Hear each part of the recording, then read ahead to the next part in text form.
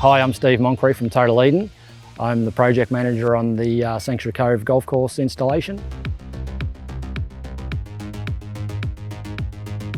I guess there's a couple of different reasons. With the bigger pipes being 12-metre lengths and the 125 being 100-metre rolls, we've got less joints within the system, whereas with the PE, got a better branching saddle to go onto the poly that gets welded. So we've got one of those on every fairway at about 24-metre interval, and just the way that fitting joins to the pipe and allows us to then weld another ball valve straight onto the pipe just means that everything's sealed.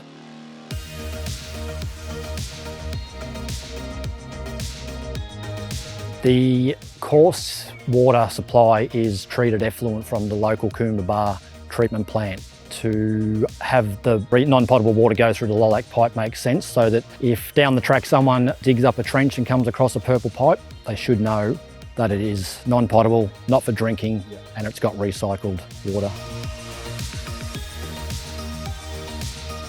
The Genex is a well-renowned product, have been around for a long time, so we're safe and secure in knowing that if we have a problem, that we've got someone to fall back onto because of that relationship we've had over the years and moving forward as well.